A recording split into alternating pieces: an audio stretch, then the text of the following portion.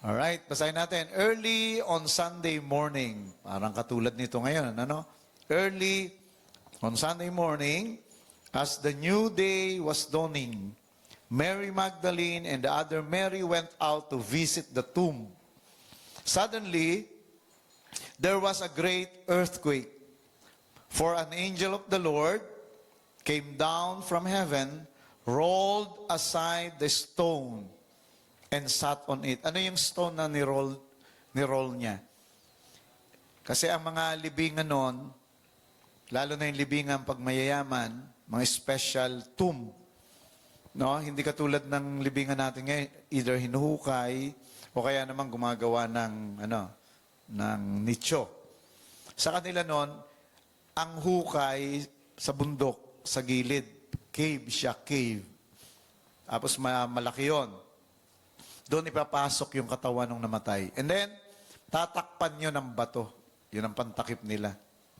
So, yung kay Jesus, ganoon ang ginawa, tinakpan ng bato, sinelyuhan pa. So, linagyan ng selyo kasi nga, may bali-balita na nanakawin yung katawan ni Jesus. So, sinelyuhan para matakot lahat ng pwedeng magbalak na nakawin yung kanyang katawan. Kasi, pag may selyo, parang katulad ng mga alam natin, halimbawa, Meralco, no, yung ano ninyo, yung kontador.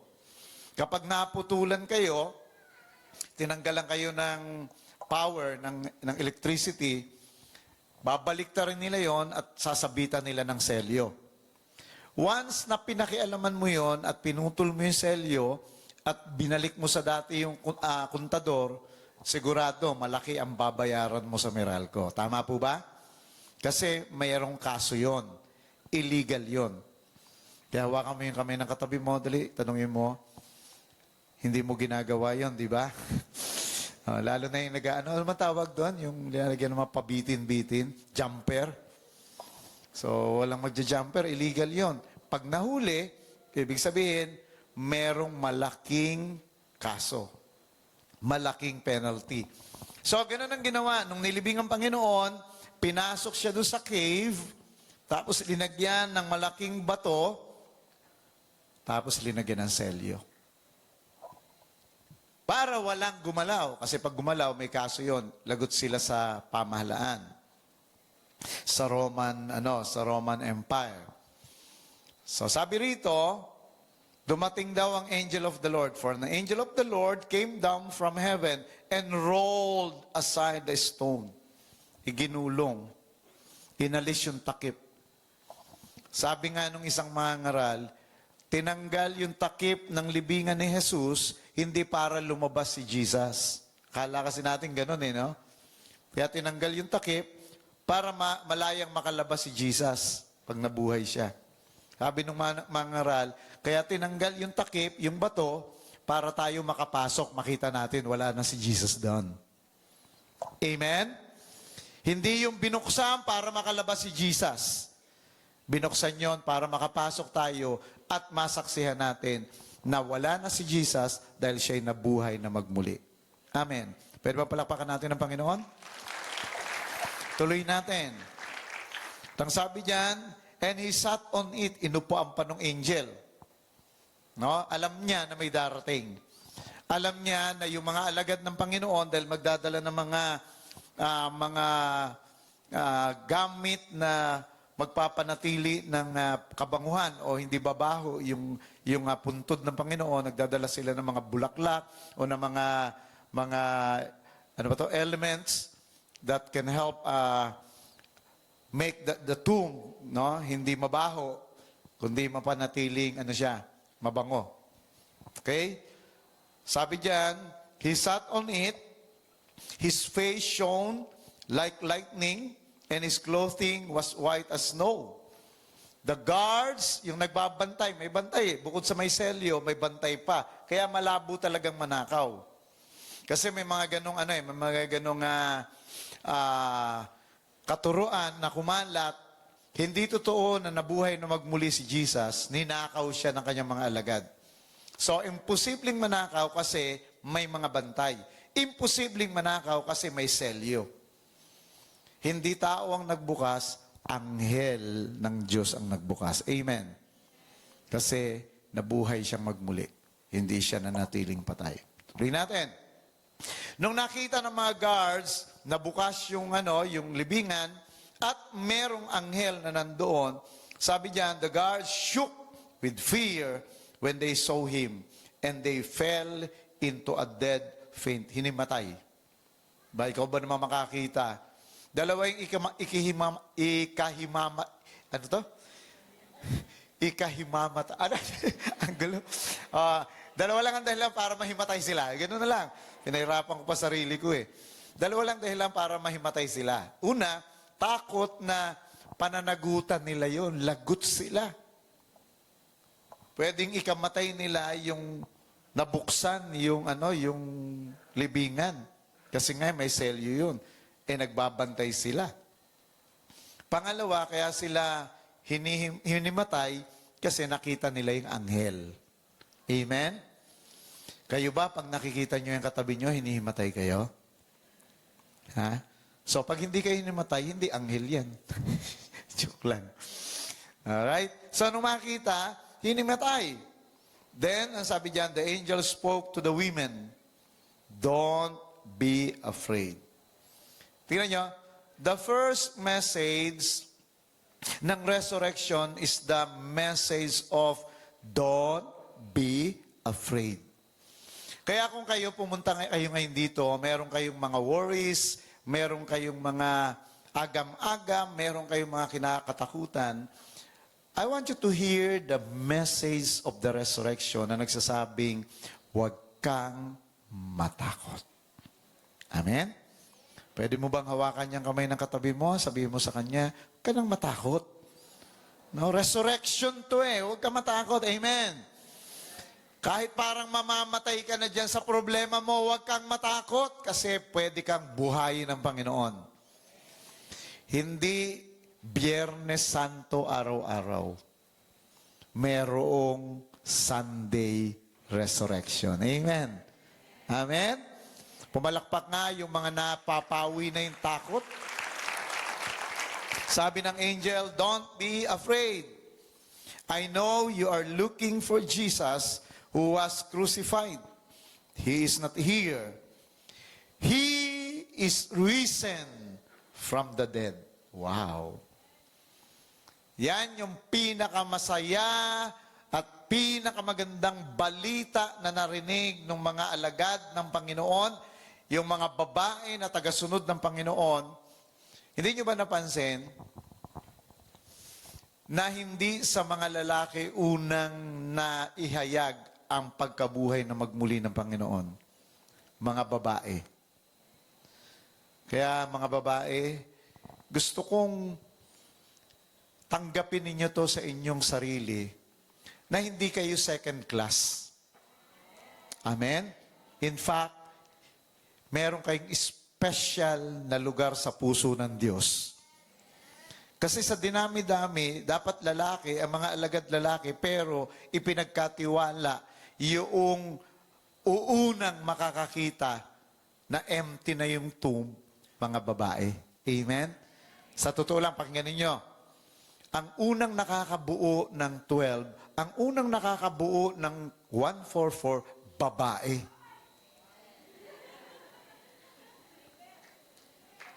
Mga babae, hindi kayo masaya? Pumunta kayo sa iba't ibang simbahan.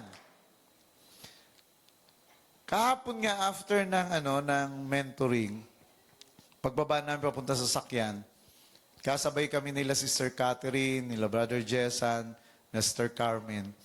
Kami ni Jessan, lagi kami nag-uusap, bro, date naman tayo. Kasi lagi kaming nagde-date niya ni Jessan noon eh. Pero more than 1 year na, hindi na kami nakakapag-date. Puro plano. O sige po, Pastor, anin ko lang si Cathy kung kailan available. Ganon ang ganon. Kaya nagtatawanan na lang kami, hindi natin maituloy-tuloy Pero kahapon, nung kasama si Sister Cathy at saka Sister Carmen, pambihira, ang bilis, nabuo kagad sa Thursday, magdi-date kami. Kaya tawan-tawa kami ni Brother Jessan, tayo 1 taon na nagpaplano, hindi natuloy. Pero nandito si Sister Cathy, Sister Carmen, sa Webes na, tuloy na kami.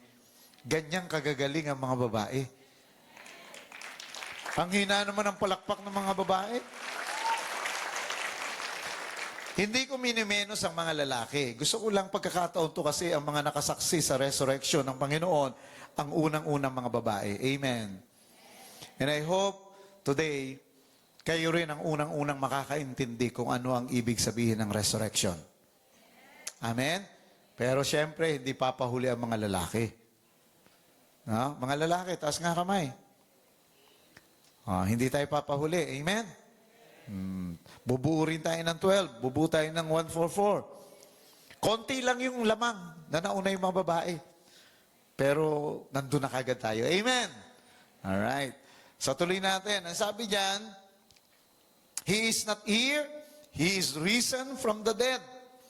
Just as He said would happen.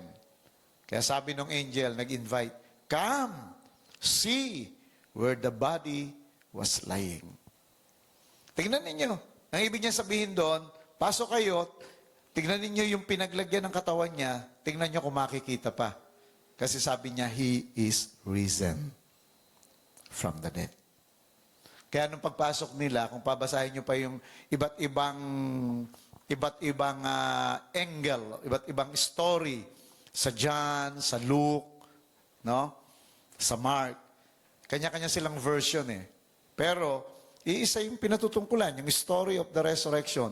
Nung pumasok yung mga babae, nakita nila, wala na si Jesus, yun na lang damit na ipinambalot kay Jesus ang naiwan. Amen? Empty, kaya ang tawag doon, empty tomb. Wala nang laman yung libingan.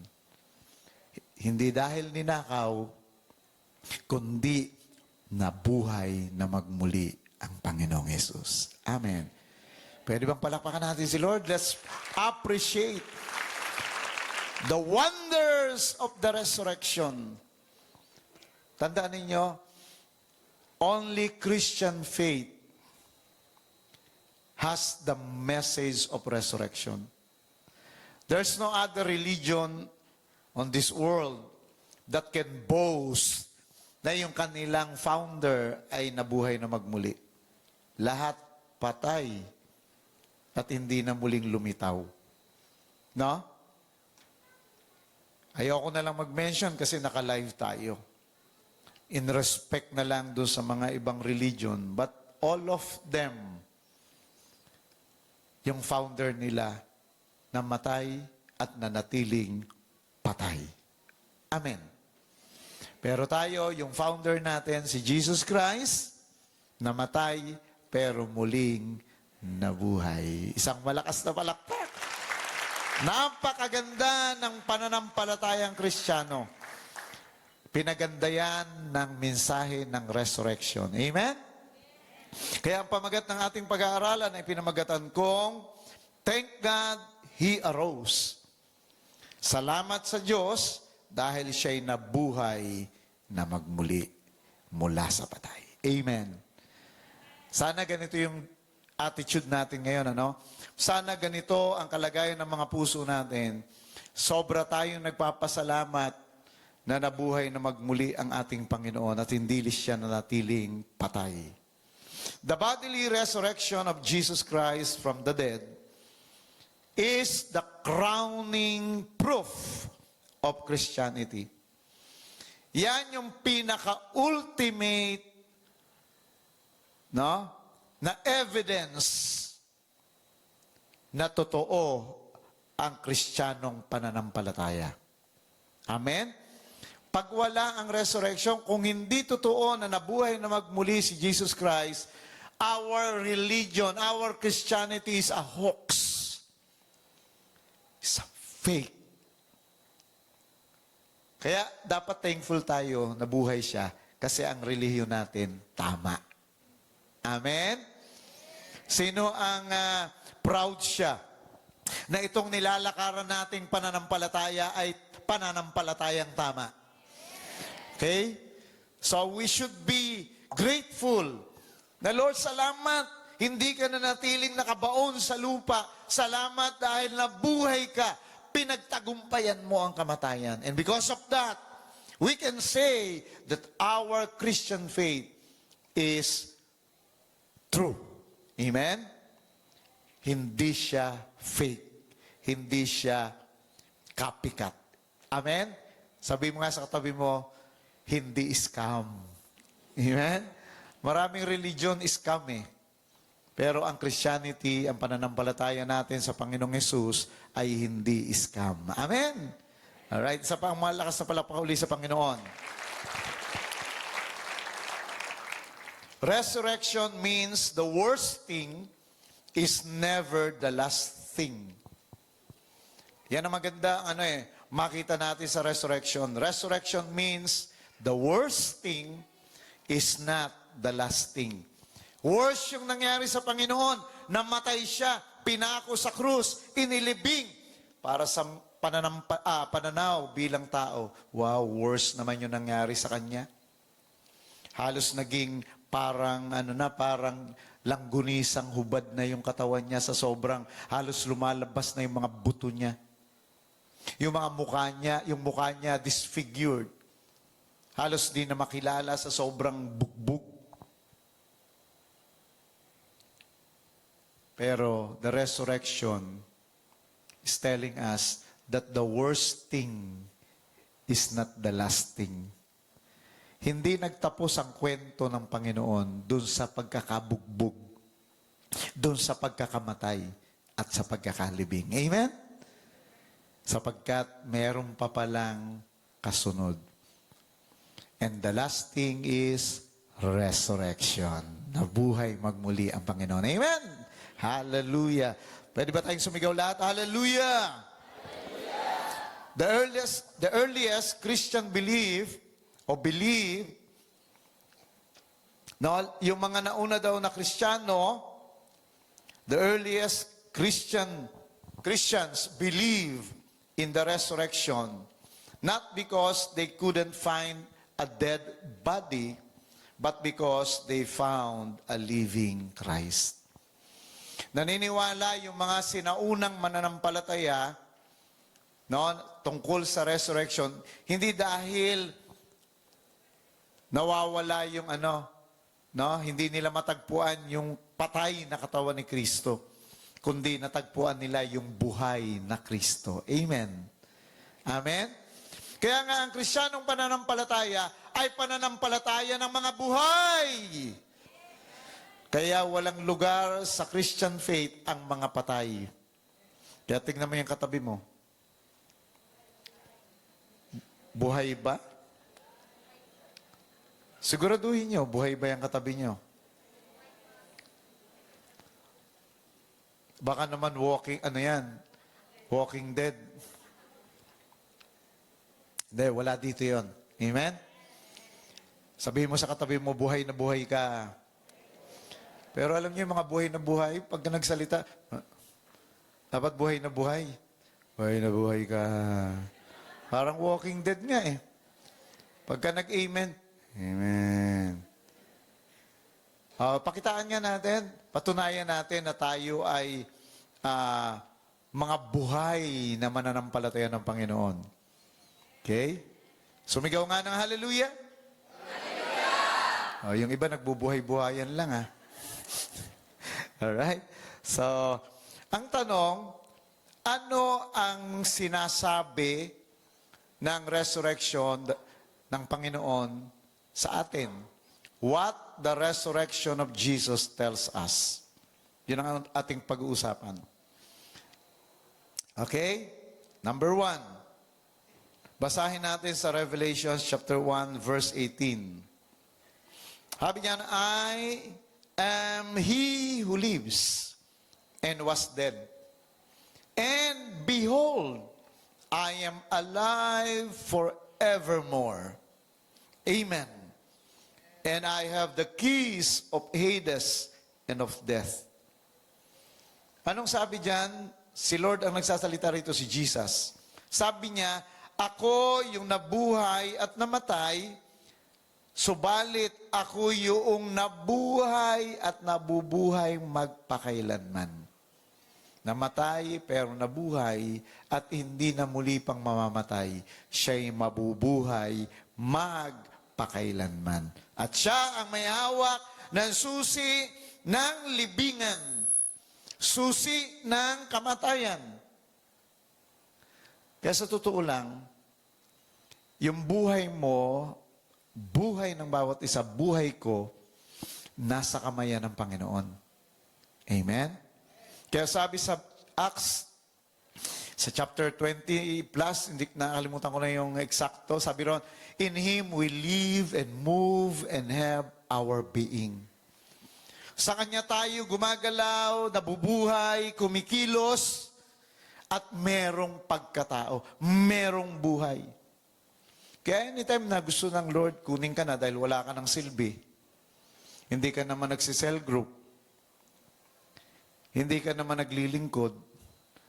Puro droga ka lang, puro bisyo ka lang, puro panliligaw ka lang, puro love life ka lang, puro chismis ka lang. Baka pwede nang kunin ni Lord. Tingnan mo yung katabi mo, dali. Sabihin mo, hindi ka pa kukunin ni Lord. Naniniwala ka, hindi pa kukunin ni Lord yung katabi mo? Bakit? Naglilingkod pa. Amen? May purpose pa si Lord. Hanggat may purpose ka pa, hindi ka pa kukunin ni Lord. Pero anytime na gusto niyang kunin ka, siya ang may hawak. Siya ang may hawak ng susi. Susi means authority. Amen? Alright. Bakit siya mayroong authority na? Kasi nabuhay siyang magmuli. Hindi siya nanatiling patay. He is the life. And He lives forevermore. Amen. What the resurrection of Jesus tells us? Number one, Jesus is alive. Parang wala kayo narinig na maganda. Siguro mas mag-i-amen kayo kung... Sige, palakpakan natin si Lord. Tuloy nyo na lang yan. Pangit naman kung ang sasabihin ko, si Jesus patay. Hallelujah! Pangit yun. Dapat pag narinig nyo, Jesus is alive, napakaganda niyan. Paborable yan sa atin. Dapat, Amen. Amen? Buhay na buhay dapat. Ang Panginoon natin, buhay na buhay. Dapat tayong tagasunod, buhay na buhay din. Amen? Kulang pa, sa ilong pa rin eh. Para bang meron ng pasak na bulak? Kaya, alright. Ulitin natin. Jesus is alive! Ayun. Natanggal na yung bulak. Basahin natin another scripture, Romans 6:9. Sabi diyan sa Romans 6:9, we know that Christ, being raised from the dead, will never die again. Di na mamamatay pa. Ano pa kasunod? Death no longer has dominion over him. Wala nang kapangyarihan ang kamatayan laban sa Kanya. Siguro nagtatanong kayo, bakit namatay si Jesus? If He is the life. If He is life. Bakit namatay si Jesus? Alam nyo, sa totoo lang, pwede siyang hindi mamatay eh. Because death has no power against life or eternal life. Pero bakit namatay si Jesus? Kasi kailangan niyang dumaan sa proseso. Sabihin niya sabay-sabay, proseso. Kailangan niyang mamatay kasi nga, ang sabi ng Bible, for the wages of sin is death. Nag-guess mo ninyo? Ang kabayaran ng kasalanan ay kamatayan. Dahil lahat ng tao ay makasalanan, tayo ay dapat mamatay. Tingnan mo ng may pagmamahal yang katabi mo. Sabihin mo, dapat kang mamatay. Hindi ko sabi yon, sabi ng Word of God yon. For all have sinned and come short of the glory of God. And the wages of sin is death. Pero alam nyo nga, mahabagin ng Diyos. Hindi niya gusto tayong mamatay at mapunta sa impyerno. Kaya ang ginawa ng Panginoon, nagkatawang tao siya, siya na walang kasalanan at hindi pwedeng mamatay. Sa totoo lang, pakinggan ninyo, nung minsan tinuro ko to sa theology, sa mga primary 12, way back 10 or 15 years ago. Sabi, umiiyak ako noon dahil nagkaroon ako ng matinding revelation and realization. Na kasi si Jesus, because He is God. Listen, He is not subject to die. Naririnig niyo po ba ako? Hindi siya pwedeng mamatay. Pero, yun nga yung pero, ginusto niyang mamatay. Kasi kailangan niyang mamatay para sa ating lahat.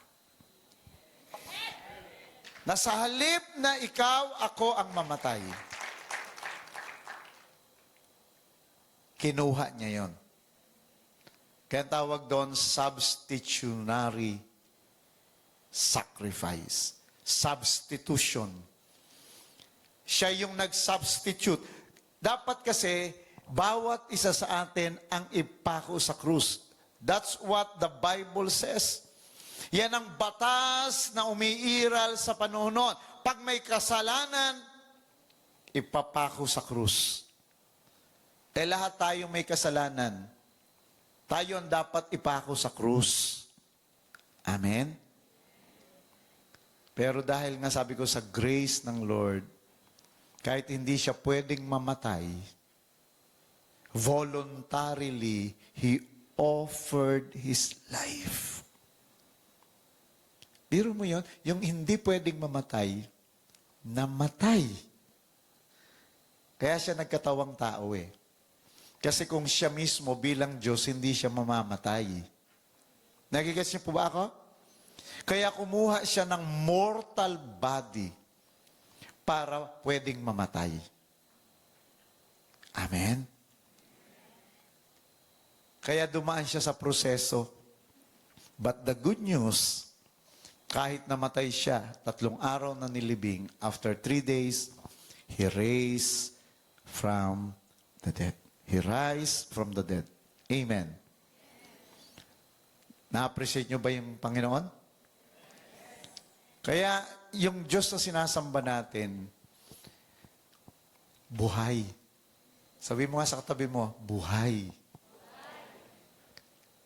Kaya marami sa atin, pag mali yung pananaw mo, mali yung pagkilala mo sa sinasamba mo, kasi ganito lang kasimple yan You become who you worship. Nagiging ikaw kung sino yung sinasamba mo. Parang ganito lang yan Ginagaya mo, unaware ka, yung hinahangaan mo. Halimbawa, ina-idol mo si Sino bang mga artista bang mga sikat ngayon? Naks, kunyari, wala kayong alam Sino? Si Coco Martin. Kaya parang batang tondo ka gumalaw. Tapos medyo pabulol-bulol ka rin,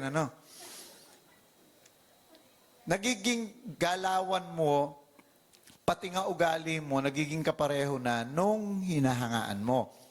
Actually, yung paghanga is a simple form of worship na yan. Kaya nga ang tawag, idol, ginagawa na lang natin ngayong, pinababaw na, Lodi ko yan Pero alam niyo ba yung idol? Diyos-Diyosan. Ay, Diyos ko yan. Diyos-Diyosan ko yan. Idol ko yan. Amen? Kaya nga, ini-emphasize ko ngayon dito na yung sinasamba, pinaglilingkuran nating Panginoong si Jesus, buhay.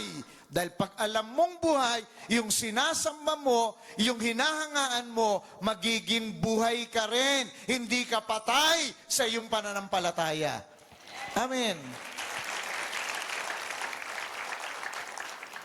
Sabi nga sa Book of Isaiah, yung mga Diyos ninyo, may mata, hindi nakakakita. May tenga, hindi nakakarinig. May bibig, hindi nakakapagsalita. May kamay, hindi nakagagawa. Kaya sabi ni Isaiah, ng propeta, katulad kayo ng sinasamba nyo. bulag din kayo, bingirin kayo, pipirin kayo, at wala kayong ginagawa. Gets? Kaya dinidiin ko to, maintindihan natin na yung ating pinapanginoon, sinusundan at pinaglilingkuran ay buhay. Para kung ano si Jesus is alive, we are also alive. Amen. Amen. Pumalakpak nga yung mga buhay. Palakpak na mga buhay. Woo! So that's the first message of the resurrection. The resurrection of Jesus tells us that Jesus is alive. Once again nga, alam nyo, masarap laging sinasabi yan eh. Kasi ang enemy natin, gustong-gusto niya na mawala sa isipan natin yan. Pero pag naiintindihan natin yan, dyan siya natatakot. Dyan siya nanginginig. Amen. Kaya, mula ngayon, lagi nating, lagi nating ipagsigawan yan, lagi natin yang ibalandra na ang Panginoon ay buhay. Amen. Okay, sigaw nga natin, once again, Jesus is alive! Jesus is alive! Ay, naku po. Walang kabuhay-buhay yung sigaw. Isa pa, Jesus is alive! Jesus is alive! Amen. Sabay palakpak na malakas. Thank you, Lord. Pangalawa, what the resurrection of Jesus tells us? It tells us that Jesus is sovereign. Hindi lang buhay, ang tinuturo o mensahe ng resurrection ay nagsasabi na si Jesus ay sovereign. Pag sinabing sovereign, ganito, dalawang salita yan eh. Yung isa, reign, ibig sabihin nagro-rule, tapos yung isang salita, sove. Kaya sovereign. Ang ibig sabihin niyan, yung reign, rule, yung sove means super. Di ba? Extreme. Ibig sabihin, superior. Marami kasing ruler dito sa mundo. Maraming nagro-rule. Maraming nagre-reign. Presidente, mga congressmen, senators, kings, queens. Tama po ba? Pero wala sa kanilang sovereign.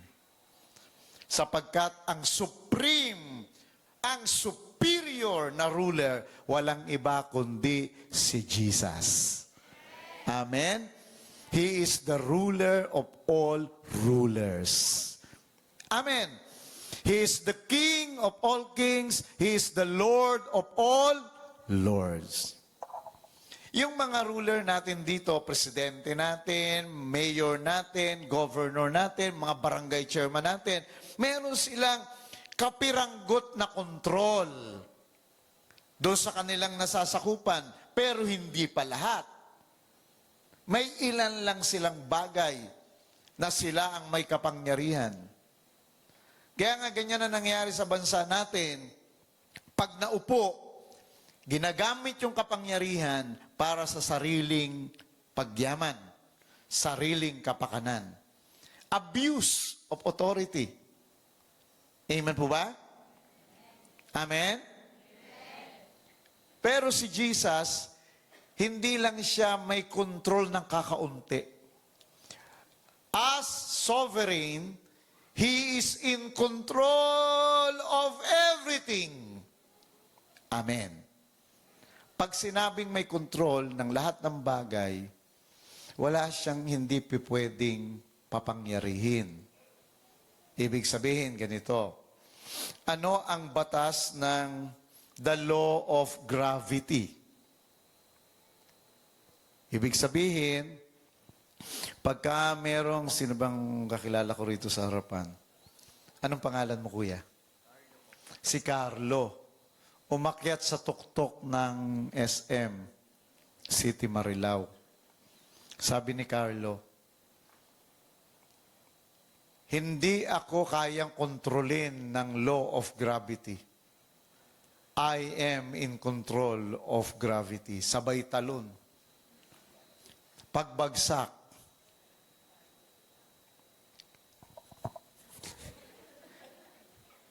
Bakit? Kasi merong batas. Amen ba? Na pagka ikaw tumalon ng mataas, hihigupin ka ng gravity. At may impact yun. Amen ba? Pero si Jesus as sovereign, kaya nga sabi sa kanya ni Satan, tumalon ka nga sa burol na ito. Kasi sabi ng Bible, iingatan ka ng mga anghel. Pero sabi ng Panginoon, huwag mong subukin ang iyong Diyos. Amen? Ibig sabihin nun, huwag mo subukin, mayroong batas eh. May natural law. Na ang natural law, pag tumalon ka, mataas, lalagapak ka talaga. Amen. Pero si Jesus, nung nabuhay siyang magmuli, ang ibig sabihin nun, hindi siya nakontrol ng law of death. Ang law of death, pag tumanda ka, nagkasakit ka, nalibing ka, patay ka. Tama? Maagnas ka. Pero si Jesus, hindi na agnas. After 3 days, nabuhay na magmuli. Amen? Why? Because He is sovereign, superior, supreme ruler. Amen. Hawakan mo yung kamay ng katabi mo. Dali, sabihin mo sa kanya, huwag kang matakot. Kaya tama yung sabi ng angel, don't be afraid. Huwag kang matakot kasi si Lord may control ng buhay mo. Kahit na wala kang pera, kahit na may sakit, kahit na medyo may kaguluhan. Ngayon na may krisis dahil sa gasolina at krudo. Pwede tayong matakot, pwede tayong mag-alala. Ano na mangyari sa atin? Paano kung maging 500 na ang 1 litro? Magkano na kaya bigas nun? Kasi may domino effect lagi, amen? Lagi nagmumula yan sa gasolina. Nararamdaman nyo na ba yung epekto? At dito nga sa cinema, meron dinidiman tayo ng increase. Ang laki-laki. Buti na lang, sovereign ang Diyos natin. He is in control.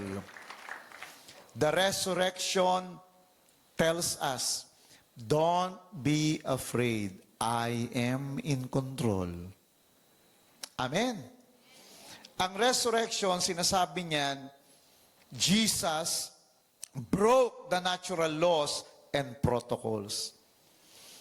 Kahit na yan ang sinasabi ng protocols, sinasabi ng batas, pwede niya yang i-overrule because He is the supreme and superior ruler. Amen. Nagigets po ba ninyo ako? Parang ganito lang yan eh. Di ba, ang mga senators, mga presidente, may tinatawag yung immunity. Yung sa iba, pwede, na-apply, pero sa kanila hindi. Kung yung mga presidente na yan, mga senador na yan, na mga maliliit lang yan in comparison with God, in comparison with Jesus, lalo na si Jesus, maraming bagay na hindi applicable sa Kanya. Amen? Hindi mo pwede ipilit sa Kanya na, Lord, di ba? Cancer na to mamamatay na to. Naturally, pag stage 4, patay yan. Pero sabi ni Lord, I can overrule that.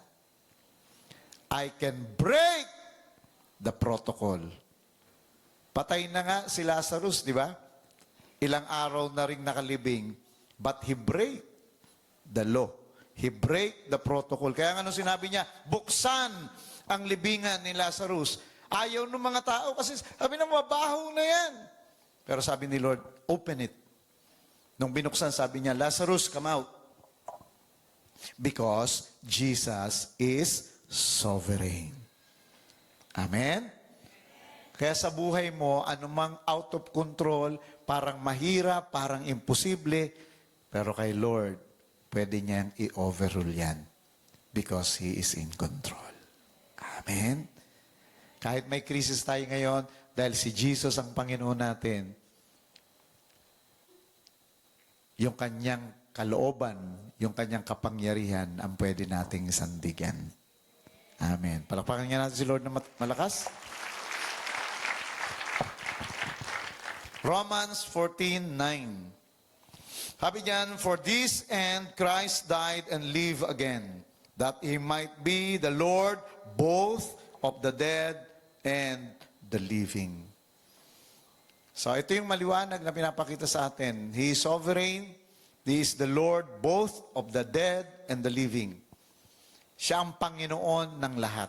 Buhay man o patay, pinapakita diyan yung kanyang sovereignty. Yung kanyang pagiging supreme and superior ruler. Amen. He does what He wants, when He wants, and how He wants. Ano man gusto niyang gawin, walang makakapigil sa Kanya. Yan ang Diyos na pinaglilingkuran natin. Amen po ba ron? Kung ganyan ang tatay mo, ang sarap maging tatay no, no? Kung meron kang kaibigan na gano'n, he can do everything he wants, how he wants. Eh masarap maging kaibigan yun. Pero walang ganon dito sa mundo. Si Jesus lang ang may ganong kapangyarihan. Amen. Hawakan mo yung kamay ng katabi mo. Dali, sabi mo, huwag ka matakot. God is in control. Jesus is in control. Amen. Pangatlo, what the resurrection of Jesus tells us. Number 3, it tells us that Jesus is faithful. Dahil nabuhay magmuli ang Panginoon, isa sa mensahe niyan, totoo, tapat, at hindi sinungaling ang Panginoon sa kanyang mga salita at pangako. Amen? Sino naniniwala sa inyo that Jesus is faithful? What He says, He will do it. What He promises, He will fulfill it. Kaya tama yung tinuturo sa butuan. The reason why we keep on coming back, ngayong 13 ng April, pupunta na naman kami ron. Kasi gusto kong lagi naririnig yung katuruan that the Word is our foundation. Pangahawakan mo. Hindi mo lang siya binabasa. Pinaniniwalaan mo na lahat na nakasulat sa Bible, totoo. Lahat ng mga pangako sa Bible, tapat ang Diyos, natutuparin yon. Amen? Kaya pagka nakaka-receive ako ng mga promises, wala nang agam-agam, wala nang pag-aalinlangan, gagawin yon ng Diyos. The promise that I received sa prayer mountain, ang sabi doon, I will exalt you, I will set you high above. You are the head and not the tail. Amen? You are above and not beneath. Kaya tinatanggap ko yon, pinaniniwalaan ko yon, dahil ang nangako buhay, ang nangako ay tapat. Kung sinabi niyang itataas niya ako, iaangat niya ako, walang lugar para pagdudahan ko yon. Kasi ang Diyos natin na pinaglilingkuran ay hindi marunong magsinungaling. Amen? Hawakan mo yung kamay ng katabi mo, dali, tignan mo sa mata, sabihin mo sa kanya, ang Diyos, hindi katulad mo. Umaamin naman tayong lahat na, di ba? Kahit papaano, kahit mabait tayo, may mga pagkakataon na hindi natin natutupad yung mga sinasabi natin at mga pangako natin. Amen? Tulad mayroong isang nanay, no? Sabi niya sa anak niya, anak, mag-aaral kang mabuti. Dahil pag maganda grades mo, pupunta tayo ng Boracay. Talaga na yan, nag-aaral naman mabuti. Kaya lang, nung talaga nag-gawa ng bata, maganda yung grades niya. Kaya lang yung nanay, kinapos ng ipon. Sabi nung nanay, anak,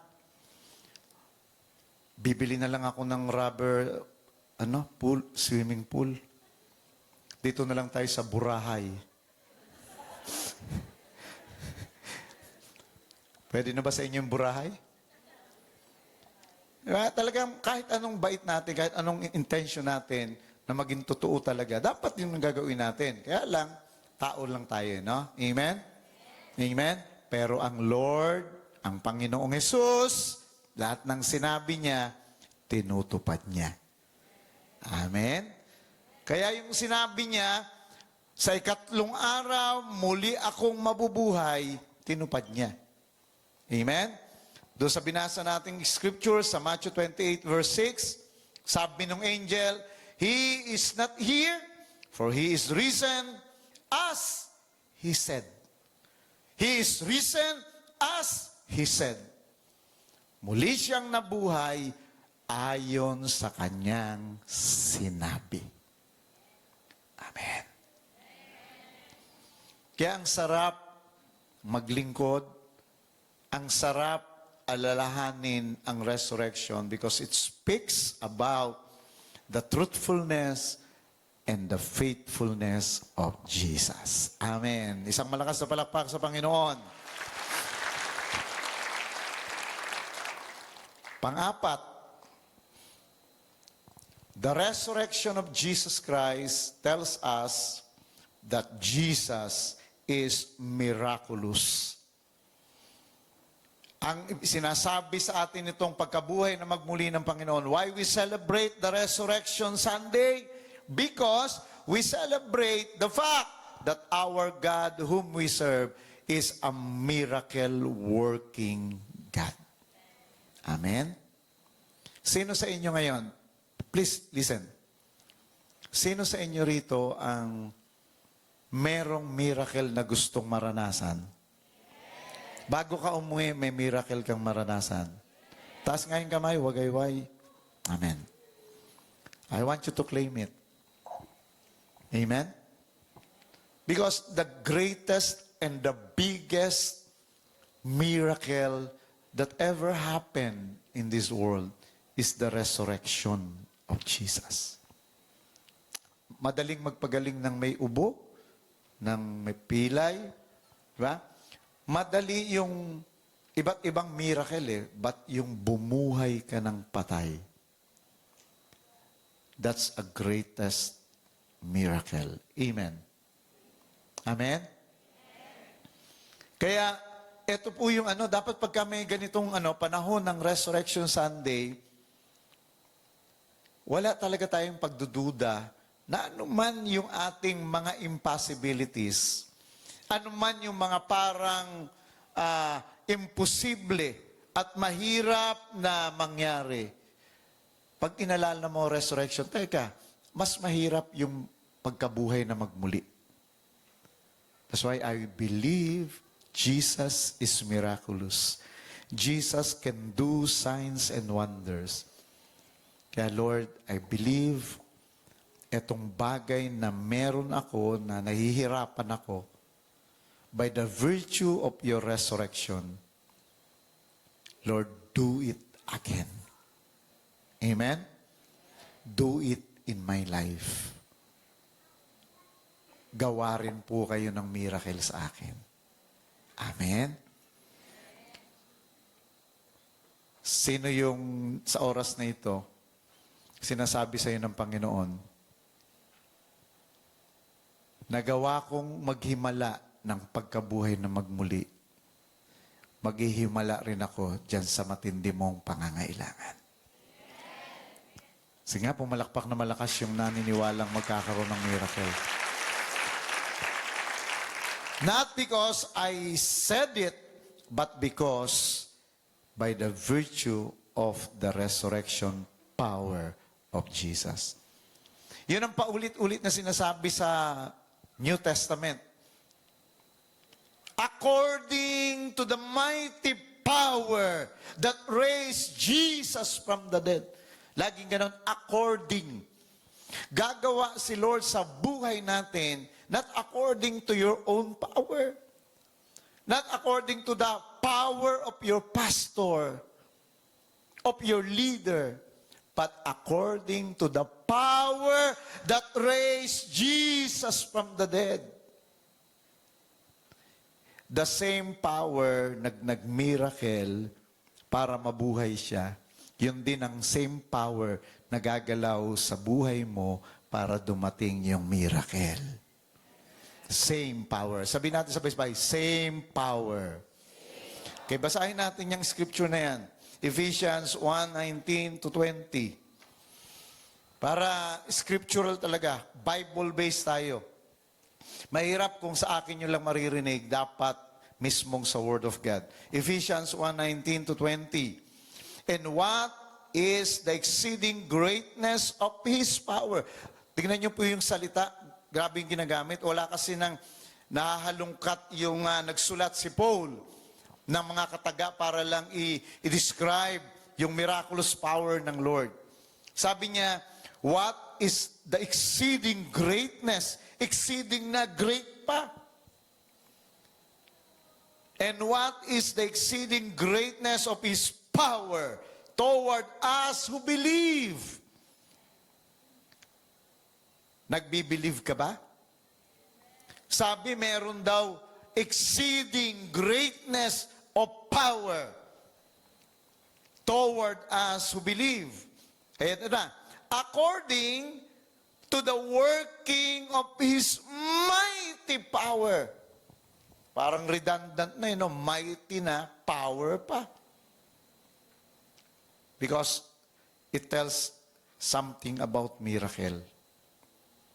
According to the working of His mighty power, which He worked in Christ when He raised Him from the dead. According, the same power, mighty power, exceeding greatness of power that raised Jesus from the dead is also working toward us who believe. Amen? Amen?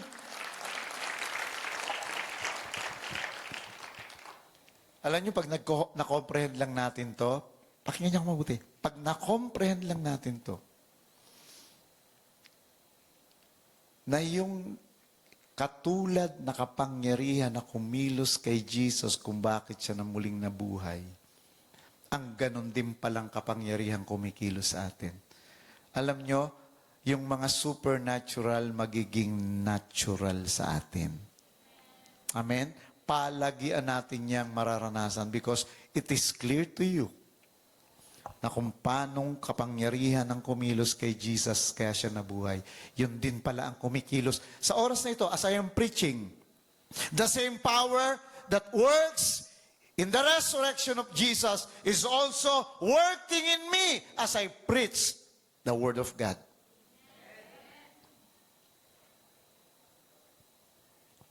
Kaya kung maintindihan mo yan, you can easily appropriate, believe, and receive the miracle that you need. Amen. Alright. Bawat isa, na totoo talaga. You are desperate for something miracle na kailangan mo. Please, taas mo yung kamay mo. Taas mo yung kamay mo. Dapat yung pagtaas mo na yan may kasamang pananampalataya. Amen?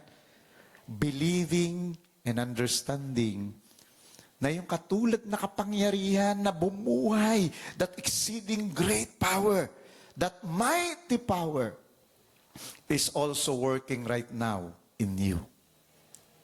If you can believe that, kung yan ay sinasabi ng Espiritu mo ngayon, Lord, yung bumuhay kay Kristo, kaya siya na bumangon sa kamatayan dahil yung kapangyarihan na yun ang bumuhay sa Kanya. Yun din ang kikilos sa akin ngayon. Lord, I can claim that miracle.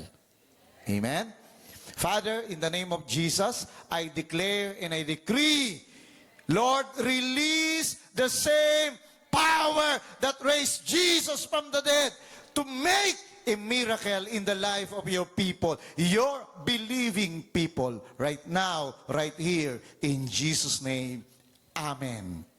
May the miracle be yours, be released to you. Amen? Isa pang malakas na palakpak. So what the resurrection of Jesus tells us? Number 5, it tells us that Jesus is victorious. It tells us that Jesus is victorious. Worship team.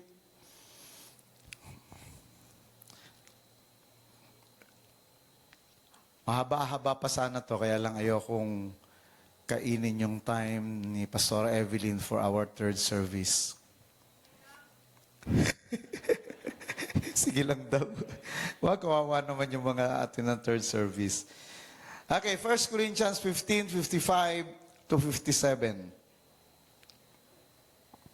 Sabi niyan, O death, where is your sting?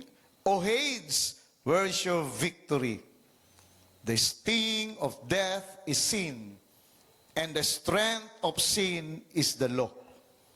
But thanks be to God, sabi ni Paul, who gives us the victory through our Lord Jesus Christ. Kinantsawan pa ni Pablo yung kamatayan, no? Tayo nga, no, maraming mga Pilipino pamahiin.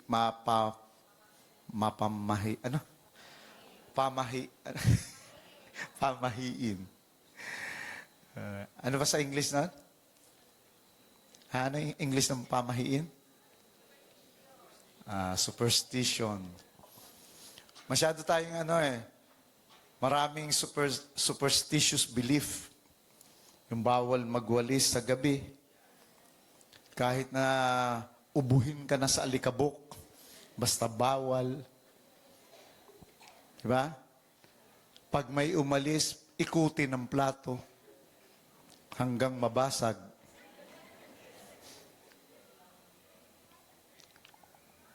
Daming pamahiin, di ba?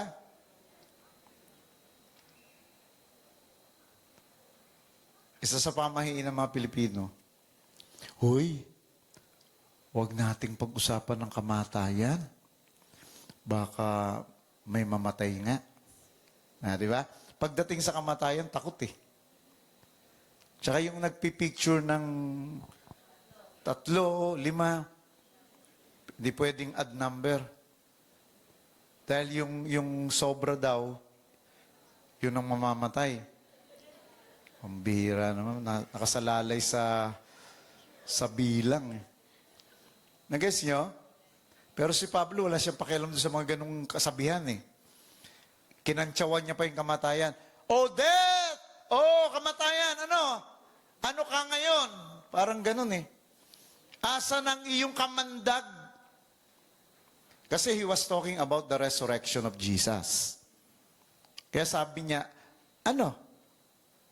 Nasaan ang nasaan ang poison mo? Sabi niya, Hades, o libingan. O asan ang strength mo? Pinahiya talaga ng Panginoon nang muli siyang mabuhay. Takot na takot lahat ng tao noon when they talk about death, when they talk about sementeryo, libingan. Grabe, halos hindi yan maiusal kasi natatakot talaga. Pero si Pablo, kinakantsawan niya lang. O death, where's your sting? O Hades, where's your strength? Bakit ganun kapanatag, ganoong katapang si Pablo? Kasi sabi niya, the sting of death is sin, and the strength of sin is the law. Kaya lang naman may kamandag ang kamatayan dahil sa kasalanan. Kaya lang naman malakas ang kasalanan dahil sa batas. Kaya sabi niya, but thanks be to God. Salamat sa Panginoon, binigyan niya tayo ng tagumpay sa pamamagitan ni Kristo Jesus na ating Panginoon. Dahil nabuhay siyang magmuli, nagtagumpay tayo sa kasalanan at sa kamatayan. Amen. We are no longer slaves to fear of death. Because alam natin, hinamak yun ng pagkabuhay na magmuli ni Jesus. Kaya hawakan kami ng katabi mo, dali. Malamang yung katabi mo, takot yan kasi may sakit. Sabihin mo sa kanya, believe your reality. Believe your identity more than your reality. Naintindihan niyo ba yung pinasabi ko sa inyo? Kasi ganito tayong tao. Worship team, yan. Thank you. Kasi ganito tayong tao. Lagi tayong reality first. Kaya nga meron tayong kasabihan na to see is to believe. To see is a reality. Amen? Maniniwala ka lang pagka totoo. Pagka realidad na. Bigyan ko kayo ng halimbawa. Naniniwala ba kayong mayaman kayo?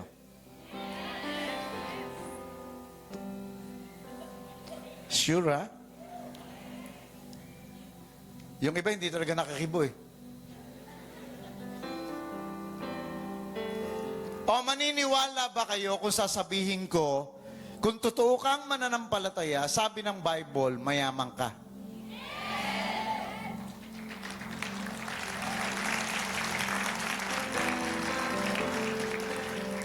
O yung iba hindi makapalakpak kasi, paano ako mayaman katulad ng isang pastora?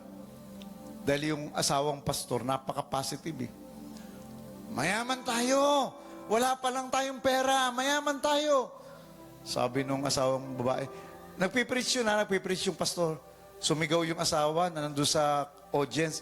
Sabi, hindi totoo yan! Kinontra yung asawa. Hindi totoo yan, wala nga tayong pambiling bigas mamaya. Paano mo sasabing mayaman tayo? Totoo yung kinikwento nila sa akin. Tawa ako ng tawa. Sabi niya, totoo pastor, sinabi ko yan noon sa kanya. Kaya galit na galit siya sa akin, bakit ko raw siya kinontra? Kasi, yung babae, reality first. Totoo naman eh. Ang realidad, wala silang pambiling bigas. Ang totoo, wala silang pera. Kasi reality first. Pero yung asawang pastor, identity first. Alam niya, mayaman na siya, sabi ng Bible eh. Sabi ng Bible, He became poor so that we become rich. Kaya siya namatay sa krus, kaya siya naghirap sa krus para yumaman tayo. That's why our identity, we are rich. Amen? Pwedeng wala pa nga lang reality. Kasi nga, hindi mo pa nilalakaran yung iyong identity. Kaya wala pang manifestation. Alam nyo ba na ang mga bagay sa mundong ito, nagmamanifest yan kapag ka ang isang mananampalataya, tinatanggap niya yung kanyang identity na sabi ng Word of God. Pag sinabi mo, pinaniwalaan mo na, mayaman ako, sabi ng Biblia, sabi ng Panginoon, dahan-dahan it will become a reality. Pero pagka reality first ka, never, never, never talagang magkakaroon ng manifestation. Isa pang halimbawa, meron kang sakit. Stage 4 cancer. So yun ang reality. Kaya hindi mo masabing, malusog ako. Wala akong sakit kasi alam mo sa realidad, may cancer ka. Pero ano ba sabi ng Bible? Sabi ng Bible, sa pamamagitan ng kanyang mga latay, ng kanyang mga sugat, tayo'y kanya ng pinagaling. That's our identity. Kaya sabi ko dun sa isang pastor, na yung asawa niya may sakit, paulit-ulit dinadala sa hospital. Sabi ko, pastor, apply the identity first. You need to recognize na si pastora ay magaling na. Always declare it, always believe it, Huwag mong pansinin yung reality. Yes, bibili ka ng gamot, iinom, pero hindi mo yun reality. Hindi mo yun identity. Amen? Necessity lang yon. Identity mo, ikaw ay malusog. Ikaw ay pinagaling na ng Panginoon. Amen. Amen. Alam nyo, meron ako nabasa, true to life story. Parang naikwento ko na rin nga sa inyo ng pahapyaw lang eh. Merong isang assistant ng isang professor na inventor at the same time. So marami siyang mga components, no, mga elements na nakalagay sa ref. Ang problema, ang mali lang nila, na pagsasama yung mga pagkain, yung mga inumin, kasama ng mga, ano na yun, mga elemento, mga liquids o mga gamit pang laboratorio. Eh, yung isang alalay niya, nagising isang gabi, pumunta sa ref, wala nang tingin-tingin, kumuha ng isang container, naglagay sa baso, tapos sabay tinungga. Nung nakita ng professor, "Hey!" Sabi niya, "Ang ininom mo, asido." Alam niyo, sabi nito, buti na lang mananampalataya. And this man, he knows his identity. Sabi niya, "No, I don't drink acid. I drink water." Sabi, "Hindi, acid yung inom mo, mamamatay ka." "No, I will not die. I drank water." Talagang inano niya, pinaulit-ulit niya, dinideclare niya na hindi siya mamamatay. Sabi niya, "May purpose si Lord sa akin. Hindi ako makakainom ng asido. Tubig yung ininom ko. Tubig." Pag pinipilit ng professor, "Hindi, asido talaga yan. Ako naglagay niyan." "No, this is water. I am alive. I am well. I won't die." Grabe. Hindi naapektuhan, hindi nabutas yung kanyang bituka sa katotohanan na talaga yung nainom niya asido. The reality, it was an acid, but ang tinungtungan niya, hindi yung reality, kundi yung kanyang identity. Amen? Baguhin na natin yung buhay natin. Ito sa pinag-aralan natin, our identity is we are victorious because of the resurrection. Amen? Marahil may mga struggles ka, marahil minsan bumabagsak ka sa kasalanan, bumabagsak ka, nag-fail ka because of your weaknesses, but don't settle in your reality. Believe and enforce your identity. Ang identity natin kay Kristo, tayo ay mananagumpay. Amen? Amen? So lahat ng mananagumpay, kilala niya yung identity niya, tumayo sa kanyang paa sa oras na ito.